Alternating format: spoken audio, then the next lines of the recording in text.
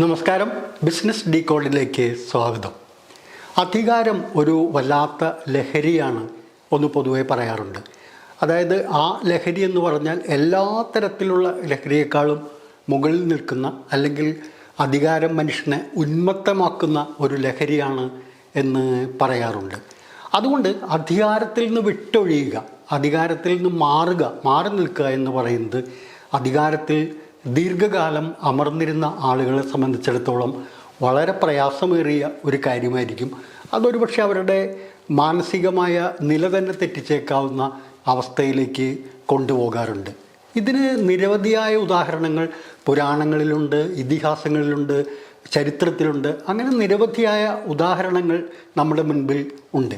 അതുകൊണ്ട് അധികാരം ഏറ്റവും വലിയ ലഹരിയാണ്. അത് വിട്ടൊഴിയാൻ എല്ലാവർക്കും, അതിൽ അമർന്നിരിക്കുന്ന ആളുകളെ സംബന്ധിച്ചിടത്തോളം വൈമുഖ്യമുണ്ടാകും എന്ന് പൊതുവെ നാം അനുമാനിക്കുന്ന ഒരു കാര്യമാണ്. ഇപ്പോൾ നമ്മുടെ പ്രധാനമന്ത്രിയെ സംബന്ധിച്ചിടത്തോളം, നരേന്ദ്രമോദിയെ സംബന്ധിച്ചിടത്തോളം അത്തരത്തിലുള്ള ഒരു ആശങ്കയിലേക്ക്, ഒരു ഭയത്തിൻ്റെ നിഴലിലേക്ക് അദ്ദേഹം എത്തിച്ചേർന്നിരിക്കുന്നുവോ എന്ന് നമ്മൾ ചിന്തിക്കേണ്ടിയിരിക്കുന്നു. അതുകൊണ്ട് എങ്ങനെയും അധികാരത്തിൽ തുടരുക എന്നുള്ളത് അദ്ദേഹത്തെ സംബന്ധിച്ചിടത്തോളം ആവശ്യമായി തീർന്നിരിക്കുന്നു. അല്ലെങ്കിൽ അധികാരം ഇല്ലാത്തൊരവസ്ഥയെക്കുറിച്ച് ചിന്തിക്കാൻ പോലും കഴിയാത്തൊരു സ്ഥിതിയിലേക്ക് പ്രധാനമന്ത്രി നരേന്ദ്രമോദി മാറിയിരിക്കുന്നു എന്നുള്ളതാണ് ഈയിടെയായിട്ടുള്ള അദ്ദേഹത്തിൻ്റെ പ്രസംഗങ്ങളിലും പ്രതികരണങ്ങളിലും പ്രചരണ രംഗത്തെ സംസാരങ്ങളിൽ നിന്നൊക്കെ നമുക്ക് മനസ്സിലാക്കാൻ കഴിയുന്നത്. 2001 നരേന്ദ്രമോദി ആദ്യമായി ഗുജറാത്തിലെ മുഖ്യമന്ത്രിയാവുന്നത്. ആ സ്ഥാനത്ത് അദ്ദേഹം 2014 വരെ തുടരുന്നു. 2014 ആദ്യമായി പ്രധാനമന്ത്രി സ്ഥാനത്തേക്ക് വരുന്നു. 2019 വീണ്ടും പ്രധാനമന്ത്രിയാവുന്നു. അങ്ങനെ ദീർഘകാലം ഗുജറാത്ത് മുഖ്യമന്ത്രിയും പ്രധാനമന്ത്രിയും ഒക്കെ ആയിരുന്ന ഒരാളാണ് പ്രധാനമന്ത്രി നരേന്ദ്രമോദി എന്ന് നമുക്ക് അറിയാം. ഇത്തരത്തിൽ അധികാരത്തിൽ നിന്ന് ഒഴിയേണ്ടി വരുന്ന സാഹചര്യത്തിൽ ഒരു ചക്രവർത്തി അല്ലെങ്കിൽ ഒരു രാജാവ് എന്തും തന്നെ ചെയ്യില്ല എന്നുള്ളതിനെ സംബന്ധിച്ചുള്ള പല കഥകളും നമുക്ക് മുമ്പിലുണ്ട്. നമ്മുടെ പുരാണങ്ങളിൽ കാണുന്ന കംസൻ്റെ കഥ, അതായത് വസുദേവരുടെ 8ാമത്തെ പുത്രൻ തന്നെ വധിക്കും എന്ന് പറയുന്ന അവസരത്തിൽ കൃഷ്ണൻ ജനിക്കുകയും 8ാമത്തെ പുത്രനായി ശ്രീകൃഷ്ണൻ ജനിക്കുകയും ശ്രീകൃഷ്ണനെ വധിക്കാൻ അദ്ദേഹത്തിന് കഴിയാതെ പോവുകയും രക്ഷപ്പെടുകയും ചെയ്യുന്നൊരു സാഹചര്യത്തിൽ അദ്ദേഹത്തിൻ്റെ ഒരു അവസ്ഥ, വല്ലാത്തൊരവസ്ഥയിലേക്ക് എത്തുന്നത് നമുക്ക് കാണാം. അപ്പോൾ കൃഷ്ണനെ കൊല്ലുന്നതിന് വേണ്ടി അന്ന് മധുരയിലെ 2 വയസ്സിൽ താഴെയുള്ള എല്ലാ കുട്ടികളെയും കൊന്നൊടുക്കാനാണ് അദ്ദേഹം കൽപ്പിക്കുന്നത്. അതുതന്നെയാണ് യേശുക്രിസ്തു ജനിച്ച സമയത്ത് ഹെറോദേസ് എന്ന് പറയുന്ന രാജാവിൻ്റെ കാര്യത്തിലും ഉണ്ടായത്. യേശുക്രിസ്തുവിനെ കൊല്ലാൻ കഴിയാതെ വന്നപ്പോൾ അന്ന് ആ രാജ്യത്തുണ്ടായിരുന്ന 2 വയസ്സിൽ താഴെയുള്ള എല്ലാ കുട്ടികളെയും കൊല്ലാൻ അദ്ദേഹം കൽപ്പിക്കുകയായിരുന്നു. അപ്പോൾ അധികാരം വിട്ടൊഴിയുക എന്നത് വളരെ പ്രയാസമേറിയ ഒരു കാര്യമാണ്. അതുകൊണ്ട് ഈയിടെയായിട്ട് നമ്മുടെ പ്രധാനമന്ത്രി നരേന്ദ്രമോദി വല്ലാതെ വർഗീയത ആളിക്കത്തിച്ചുകൊണ്ട് വല്ലാതെ വിദ്വേഷം ജനിപ്പിക്കുന്ന ഒരു നിരവധിയായ പ്രസ്താവനകൾ നടത്തി വരികയാണ്. അതായത് രാജ്യത്തിൻ്റെ സമ്പത്ത് മുസ്ലിങ്ങളുടെ കയ്യിലേക്ക് പോകും, മുസ്ലിങ്ങൾക്കാണ് രാജ്യത്തിൻ്റെ സമ്പത്തിൻ്റെ ഒന്നാമത്തെ അവകാശം, കോൺഗ്രസും ഇന്ത്യ സഖ്യമൊക്കെ അധികാരത്തിൽ വന്നാൽ മുസ്ലിങ്ങൾക്ക് പ്രാമുഖ്യമുണ്ടാവും, ഹിന്ദുക്കളുടെ കാര്യം കഷ്ടത്തിലാകും എന്നുള്ളൊരു പ്രസംഗം നടത്തുക. അതുപോലെ തന്നെ ഹിന്ദു സ്ത്രീകളുടെ താലി പൊട്ടിച്ച് മുസ്ലിങ്ങൾക്ക് നൽകുന്ന സ്ഥിതിയിലേക്ക് പോകും. അതുപോലെ ഹിന്ദുക്കളുടെ സ്വത്തുക്കളും സമ്പത്തും എല്ലാം പിടിച്ചെടുത്ത് അത് മുസ്ലിങ്ങൾക്ക് വിതരണം ചെയ്യുന്ന സ്ഥിതിയിലേക്ക് കാര്യങ്ങൾ പോകും എന്നൊക്കെയാണ് ഇപ്പോൾ അദ്ദേഹം പ്രസംഗത്തിൽ പറഞ്ഞു വയ്ക്കുന്നത്. അതുപോലെ SC/ST സംവരണം പൂർണ്ണമായിട്ടും മാറ്റി ആ സ്ഥാനത്ത് മുസ്ലിങ്ങൾക്ക് ആ സംവരണം കൊടുക്കും എന്ന് ഒരു പ്രസംഗത്തിൽ അദ്ദേഹം പറയുന്നു.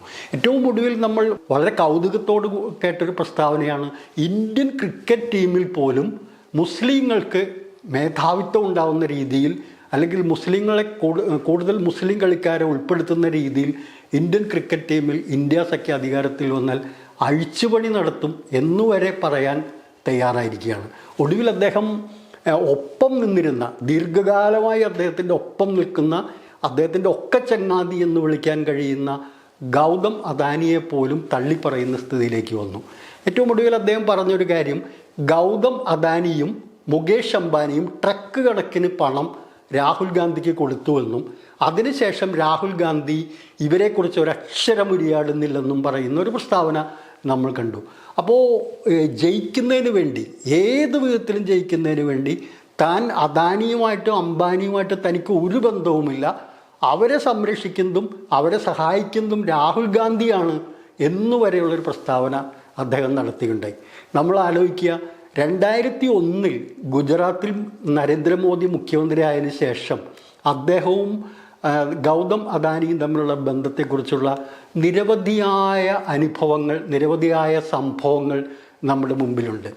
1978 വിദ്യാഭ്യാസം ഉപേക്ഷിച്ചുകൊണ്ട് മുംബൈയിലേക്ക് ഒരു രത്ന വ്യാപാര സ്ഥാപനത്തിൽ ജോലിക്കായിട്ടാണ് ഗൗതം അദാനി പോകുന്നത്. തുടർന്ന് അദ്ദേഹം സഹോദരൻ്റെ ഒരു പ്ലാസ്റ്റിക് വ്യവസായത്തിലേക്ക് അഹമ്മദാബാദിലേക്ക് തന്നെ തിരിച്ചു വരികയും അവിടെ തൻ്റേതായ ചെറിയ ചെറിയ ബിസിനസ്സുകൾ ആരംഭിക്കുകയും ഒക്കെ ചെയ്തു. എന്നാൽ 2001 നരേന്ദ്രമോദി ഗുജറാത്തിൻ്റെ മുഖ്യമന്ത്രിയായതിനു ശേഷം അദ്ദേഹത്തിൻ്റെ ബിസിനസ് സാമ്രാജ്യത്തിലുണ്ടായിരുന്ന വളർച്ച വളരെ വിപുലമാണ്. അത് നമുക്കെല്ലാവർക്കും അറിയാവുന്നൊരു കാര്യവുമാണ്. 2002 ഇവർ തമ്മിലുള്ള ബന്ധത്തിൻ്റെ ആഴം എന്ന് പറയുന്നത് 2002 ഗുജറാത്ത് കലാപം നടക്കുന്നത്. ആ ഗുജറാത്ത് കലാപം നടന്നതോടുകൂടി നരേന്ദ്രമോദി വലിയ തോതിലുള്ള വിമർശനത്തിന് വിധേയമാവുകയുണ്ടായി. ലോകരാഷ്ട്രങ്ങൾ അദ്ദേഹത്തെ അപലപിക്കുന്ന സ്ഥിതിവിശേഷം ഉണ്ടായി. എന്ന് മാത്രമല്ല, ഗുജറാത്തിൽ നിന്നും തങ്ങളുടെ നിക്ഷേപങ്ങൾ പിൻവലിക്കുന്നതിന്, തങ്ങൾ സ്ഥാപിച്ചിട്ടുള്ള സ്ഥാപനങ്ങളുടെ പ്രവർത്തനം അവസാനിപ്പിക്കുന്നതിന് കോർപ്പറേറ്റ് ഗ്രൂപ്പുകൾ തീരുമാനിച്ചു. കോൺഫെഡറേഷൻ ഓഫ് ഇന്ത്യൻ ഇൻഡസ്ട്രി എന്ന് പറയുന്ന CII പോലുള്ള സംഘടനകൾ ഇത് ഗുജറാത്ത് മുഖ്യമന്ത്രിയോട് നേരിട്ട് അറിയിക്കുകയും ഇതിൻ്റെ പ്രതിഷേധിച്ചുകൊണ്ട് ഞങ്ങൾ ഗുജറാത്തിലുള്ള നിക്ഷേപം അവസാനിപ്പിക്കുന്നു എന്ന് പറയുന്ന ഒരു സ്ഥിതിയിലേക്കന്ന് കാര്യങ്ങൾ എത്തിച്ചേർന്നു. അത് നരേന്ദ്രമോദിയെ വല്ലാത്ത ഒരു വൃത്തത്തിലേക്ക് നയിക്കുകയുണ്ടായി. ആ സമയത്ത് നരേന്ദ്രമോദിയോടൊപ്പം നിന്ന് ഗുജറാത്തിൽ വലിയ തോതിലുള്ള നിക്ഷേപം നടത്തി ആ എതിർപ്പിനെ മറികടക്കുന്നതിന് വേണ്ടി അദ്ദേഹത്തിൻ്റെ തോളൊപ്പം നിന്ന് പ്രവർത്തിച്ച ആളാണ് ഗൗതം അദാനി. അതിനുവേണ്ടി അദ്ദേഹം റീസർജൻ ഗ്രൂപ്പ് ഓഫ് ഗുജറാത്ത് എന്ന് പറയുന്ന ഒരു പ്രത്യേക ഒരു സംഘടന പോലെയുള്ളൊരു സംവിധാനം രൂപീകരിക്കുകയും അദ്ദേഹം അതിൻ്റെ തലപ്പത്ത് നിന്നുകൊണ്ട് ഗുജറാത്തിലെ നിക്ഷേപകരെ പ്രോത്സാഹിപ്പിക്കുന്ന രീതിയിലുള്ള നടപടികളിലേക്ക് പോവുകയുണ്ടായി. അതിനുശേഷം വൈബ്രൻറ്റ് ഗുജറാത്ത് എന്ന് പറയുന്ന ആഗോളതലത്തിൽ ഗുജറാത്തിലേക്ക് നിക്ഷേപം സമാഹരിക്കുന്നതിന് വേണ്ടിയിട്ടുള്ള വൈബ്രൻറ്റ് ഗുജറാത്ത് എന്ന് പറയുന്ന ഒരാശയത്തിന് രൂപം നൽകിയതിൻ്റെ പിന്നിൽ പ്രവർത്തിക്കുന്നതും ഇതേ ഗൗതം അദാനി തന്നെയാണ്. അപ്പോൾ 2001 മുഖ്യമന്ത്രിയായതിനു ശേഷം 2002 അദ്ദേഹം വലിയ ക്രൈസിസ് നേരിട്ടപ്പോൾ അദ്ദേഹത്തോട് ചേർന്ന് നിന്നുകൊണ്ട്, അദ്ദേഹത്തിൻ്റെ ഉറ്റ ചങ്ങാതിയായി നിന്നുകൊണ്ട് എല്ലാ എതിർപ്പുകളെയും മറികടക്കുന്നതിന് വേണ്ടി, ഗുജറാത്തിൽ കൂടുതൽ നിക്ഷേപം കൊണ്ടുവരുന്നതിനൊക്കെ വേണ്ടി ശക്തമായി അദ്ദേഹത്തോടൊപ്പം നിലകൊണ്ട വ്യക്തിയാണ് ഈ അദാനി ഗ്രൂപ്പിൻ്റെ ചെയർമാനായിട്ടുള്ള ഗൗതം അദാനി. അതിനുശേഷം അദ്ദേഹം ആ മുഖ്യമന്ത്രി സ്ഥാനത്തിരിക്കുമ്പോഴും 2014 പ്രധാനമന്ത്രിയായിരിക്കുമ്പോഴും ഒക്കെ അദ്ദേഹത്തിൻ്റെ ബിസിനസ് സാമ്രാജ്യത്തിൻ്റെ വളർച്ച ഞാൻ വിശദീകരിക്കാതെ തന്നെ എല്ലാവർക്കും അറിയാം. ഒരു ഘട്ടത്തിൽ ഏഷ്യയിലെ ഏറ്റവും വലിയ സമ്പന്നൻ, അതായത് മുകേഷ് അംബാനിയെ മറികടന്നുകൊണ്ട് ഏഷ്യയിലെ ഏറ്റവും വലിയ സമ്പന്നൻ എന്നുള്ള നിലയിലേക്ക് ഗൗതം അദാനി മാറുകയുണ്ടായി. മാത്രമല്ല, ലോക വൻകിട ശതകോടീശ്വരന്മാരുടെ പട്ടിയെടുക്കുമ്പോൾ ഒരു ഘട്ടത്തിൽ അദാനി 3ാം സ്ഥാനത്തേക്ക് വരെ ഉയരുന്ന സ്ഥിതിവിശേഷമുണ്ട്. ഇതെല്ലാം നമ്മൾ കാണുന്നത് 2014 നരേന്ദ്രമോദി പ്രധാനമന്ത്രിയായതിനു ശേഷമാണ്. അതുകൊണ്ട് ഇവർ തമ്മിലുള്ള ബന്ധത്തെ നമുക്കൊരിക്കലും അവർ തമ്മിൽ എന്തെങ്കിലും തരത്തിലുള്ളൊരു എതിർപ്പുകൾ അല്ലെങ്കിൽ വഴക്ക് ഉടക്ക് അങ്ങനെയുള്ള കാര്യങ്ങൾ ഉണ്ടായി എന്ന് വിശ്വസിക്കാനേ കഴിയില്ല. അതായത് നമുക്കൊരു കാര്യം മനസ്സിലാക്കുക, ഒരിക്കലും നരേന്ദ്രമോദിയെയും അദാനിയെയും നമുക്ക് വേറിട്ട് നിർത്തി കാണാൻ കഴിയില്ല. എങ്ങനെയാണോ നരേന്ദ്രമോദിക്ക് അമിത്ഷാ, അതുപോലെ തന്നെയാണ് നരേന്ദ്രമോദിയെ സംബന്ധിച്ചിടത്തോളം അദാനി എന്ന് പറയുന്നത്. കഴിഞ്ഞ 10 വർഷക്കാലം ഇന്ത്യയെ നയിച്ചിരുന്നത് ഒരു കോർപ്പറേറ്റ് കമ്പനി പോലെ ഇന്ത്യയെ നടത്തിക്കൊണ്ടു പോയിരുന്നത്, ഇന്ത്യയെ ഒരു ബിസിനസ് സ്ഥാപനം പോലെ നടത്തിക്കൊണ്ടു പോയിരുന്നത് 4 ഗുജറാത്തികളാണ്. ആ ഗുജറാത്തികൾ എന്ന് പറയുന്നത് പ്രധാനമന്ത്രി നരേന്ദ്രമോദി, ആഭ്യന്തരമന്ത്രി അമിത്ഷാ, ഗൗതം അദാനി, അതുപോലെ തന്നെ മുകേഷ് അംബാനി. ഈ 4 പേരും എന്ന് പറയുന്നത് വളരെ ഒത്തൊരുമയോടുകൂടി പോകുന്ന, വളരെ ശക്തമായ ബന്ധം പുലർത്തുന്ന ഒരു സംവിധാനമാണ്. ഈ 4 പേരും ഗുജറാത്തികളാണെന്ന് പറയുന്നതിന് പ്രത്യേകതയുണ്ട്. കാരണം ഗുജറാത്തികൾ പ്രത്യേകിച്ച് ബിസിനസ്സിൽ അവരെ വെല്ലാൻ പ്രത്യേകിച്ച് സ്റ്റോക്ക് മാർക്കറ്റ് അടക്കമുള്ള കാര്യങ്ങളിൽ അവരെ വെല്ലാവുന്ന ഒരു ജനസമൂഹം ഇന്ത്യയിൽ വേറെ ഇല്ല. അല്ലെങ്കിൽ ഗുജറാത്തികളെ ബിസിനസ് പഠിപ്പിക്കേണ്ട ആവശ്യമില്ല.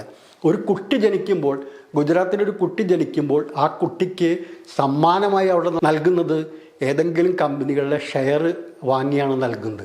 അത്തരത്തിലാണ് ഗുജറാത്തികളും ബിസിനസ്സും തമ്മിലുള്ള ബന്ധം. അതുകൊണ്ട് ഈ 4 പേരും തമ്മിലുള്ള, പ്രത്യേകിച്ച് അമിത്ഷാ, ഗൗതം അദാനി, നരേന്ദ്രമോദി, ഇവർ മൂവരും തമ്മിലുള്ള ബന്ധം എന്ന് പറയുന്നത് അഭേദ്യമായ, ആർക്കും വേർപെടുത്താൻ കഴിയാത്ത വല്ലാത്ത ഒരു ആഴത്തിലുള്ള ഒരു ആത്മബന്ധം കൂടിയാണ്.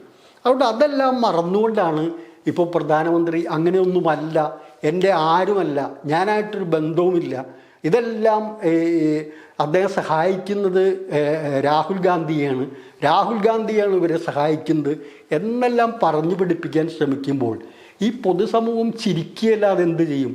അപ്പോൾ അധികാരം വിട്ടൊഴിയേണ്ട ഒരു സാഹചര്യം വന്നേക്കാം എന്ന് വന്നപ്പോൾ അദ്ദേഹത്തെ സംബന്ധിച്ചിടത്തോളം പറയാൻ പറ്റാത്ത, അല്ലെങ്കിൽ ഏത് വിധേനയും അധികാരം പിടിക്കാൻ കഴിയുന്ന രീതിയിലുള്ള കാര്യങ്ങൾ പറഞ്ഞുകൊണ്ട് പോകുന്ന സ്ഥിതിയിലേക്ക് വരികയാണ്. അതുകൊണ്ടാണ് തീവ്രമായ വർഗീയ വിഷം രാജ്യത്തിനകത്ത്, ജനസമൂഹത്തിനേക്കകത്ത് കടത്തിവിടാൻ ശ്രമിക്കുന്നത്. അദാനി എനിക്ക് ആരുമല്ല, അദാനിയെ സംരക്ഷിക്കുന്നത്, അദാനിയുടെ ആളെന്ന് പറയുന്നത് രാഹുൽ ഗാന്ധി എന്ന് നുണ പറയാൻ അദ്ദേഹം തയ്യാറായിരിക്കുന്നത്. നമ്മൾ മനസ്സിലാക്കേണ്ട ഒരു കാര്യം എന്ന് പറഞ്ഞാൽ, നമ്മുടെ ഈ പ്രധാനമന്ത്രിയെ സംബന്ധിച്ചിടത്തോളം, BJPയെ സംബന്ധിച്ചിടത്തോളം, NDA സംബന്ധിച്ചിടത്തോളം ചരിത്രത്തിൽ നിന്നും ഒരു പാഠവും അവർ ഉൾക്കൊള്ളുന്നില്ല എന്നുള്ളതാണ്. ഏറ്റവും പ്രധാനപ്പെട്ടൊരു കാര്യം എന്ന് പറഞ്ഞാൽ, നമുക്കൊരു പറച്ചിലുണ്ട്, നമ്മുടെ നാട്ടിൽ പൊതുവെ പറയുന്ന ഒരു കാര്യമുണ്ട്. ഒരാൾക്ക് എല്ലാവരെയും കുറച്ച് കാലത്തേക്ക് കബളിപ്പിക്കാൻ കഴിയും, അതുപോലെ തന്നെ എല്ലാ കാലത്തേക്കും കുറച്ച് ആളുകളെ ഒരാൾക്ക് കബളിപ്പിക്കാൻ കഴിഞ്ഞേക്കും. പക്ഷേ എല്ലാ ആളുകളെയും എല്ലാ കാലത്തേക്കും കബളിപ്പിക്കാൻ ആർക്കും കഴിയില്ല. അത് അസാധ്യമായൊരു കാര്യമാണ്. അതാണ് നമ്മുടെ രാജ്യത്ത് ഇന്ന് നടന്നുകൊണ്ടിരിക്കുന്നത്. അതുകൊണ്ട് ആ കബളിപ്പിക്കൽ പരാജയപ്പെടുന്നൊരു ഘട്ടത്തിൽ ആണ് ഇത്തരത്തിലുള്ള ജൽപ്പനങ്ങളുമായി വരുന്നത്. അതുകൊണ്ട് ഒരു കാരണവശാലും നമുക്ക് ഗൗതം അദാനിയും നരേന്ദ്രമോദിയും തമ്മിലുള്ള ആ കറകളഞ്ഞ ആത്മബന്ധത്തെക്കുറിച്ച് സംശയിക്കേണ്ടതില്ല. അതിനെപ്പോലും തള്ളിപ്പറഞ്ഞുകൊണ്ട്, എൻ്റെ ആരുമല്ല അദാനി എന്ന് തള്ളിപ്പറഞ്ഞുകൊണ്ട് അധികാരത്തിൽ തുടരുന്നതിന് 18ാമത്തെ അടവ് കൂടി നരേന്ദ്രമോദി ഇപ്പോൾ പുറത്തെടുക്കുകയാണ്. അതാണ് സമകാലിക രാഷ്ട്രീയം, സമകാലിക തെരഞ്ഞെടുപ്പ് പ്രചരണത്തിൽ ഇന്ത്യ കണ്ടുകൊണ്ടിരിക്കുന്നത്. നന്ദി, നമസ്കാരം.